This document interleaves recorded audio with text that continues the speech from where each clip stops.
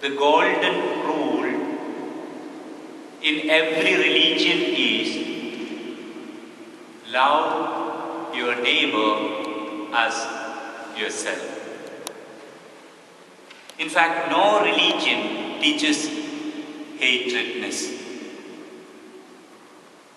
Every religion, whether it is Judaism, Christianity, Islam, Hinduism, Buddhism, or even ideologies like Confucianism, all speak about loving your neighbor. And this was in the time of Jesus too, the golden rule. You heard in the first reading taken from the Deuteronomy, the whole law of the Old Testament is summarized. Love your God with all your mind, with all your heart, with all your soul, and love your neighbor as yourself. The commandments are just put in short form. But the key to understand this commandment, that is very, very important. You heard in the first reading, who will go up for us to heaven and bring it to us that we may hear it and do it. Namely this commandment. Who will explain it? Who will show it in his or her life? And the author of Deuteronomy says, neither it is beyond the sea that you should say, who will go over the sea for us and bring it to us, that we may hear it and do it. But the word is very near you. It is in your mouth and in your heart, so that you can do it. Of course, the whole question was how to attain eternal life, how to enjoy eternal happiness. Remember, eternal life is nothing. A life of freedom, joy, peace and bliss. And that is what all of us desire for. We all desire to be happy. We all desire to be peaceful.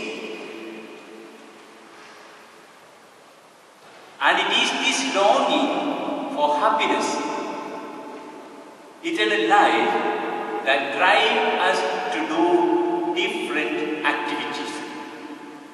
Now probably some of you who are students, you are studying very hard to make your life happy. And some of you who have come all the way from Poland or Lithuania or Hungary or Deutschland, now you have come to see, Netherlands or Delft, you are visiting different places. The ulterior motive behind you is, we would like to enjoy our life and see something. And Jesus is telling to that man, what should I do to inherit eternal life? Jesus is giving him the answer. Now the dialogue is something like Socrates' dialogue session. Question and answer. You will find in the Gospel there are several places question and answer sessions. It's very interesting, the very method. One is posing a question and then Jesus is answering to the question precisely. Now this young man, a lawyer, and lawyers are good in interpreting things.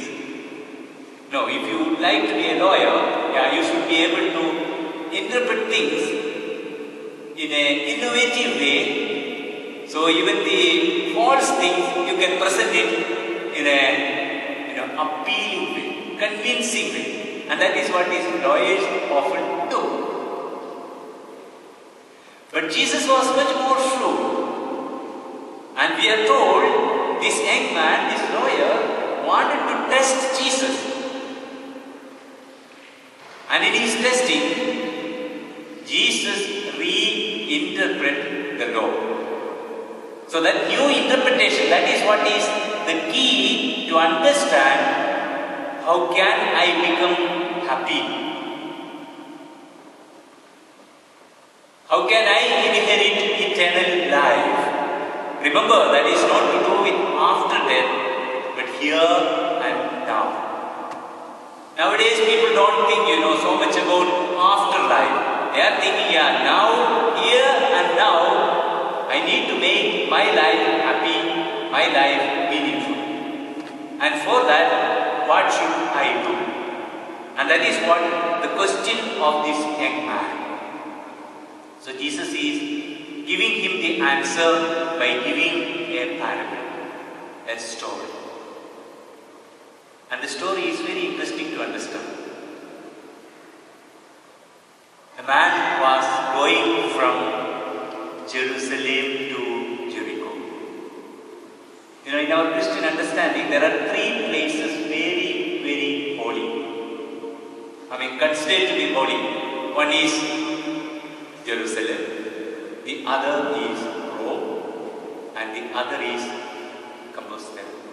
Very many people go there for pilgrimage. These three places, pilgrimage places. And people go there because they think by visiting this place, being this place, they can find eternal happiness, joy, or that freedom. So probably this man had gone to Jerusalem and then he was returning to Jericho. That is also significant. And it is at that time he fell into the hands of thieves or robbers. Imagine, now you can just think, a man is fallen, bleeding, struggling for life. It may also have happened to you several times, even when you journey in your life, someone has fallen. I don't know what way you will respond to. I have seen in Netherlands several times, sometimes people fell. Immediately, they will call ambulance or people come, or even sometimes even helicopter. Last month there was a very big accident nearby my place in Southern Park. Immediately, someone made a phone call with the cell, and then an ambulance came. After some time, an helicopter came, landed in Southern Park, and then doctors came, gave the first aid. His heart was reanimated, and then was taken to the hospital. It all was, very fast. It was being done.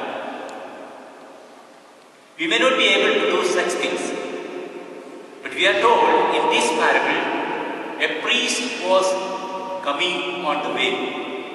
Now you see, I am a priest, I am preaching very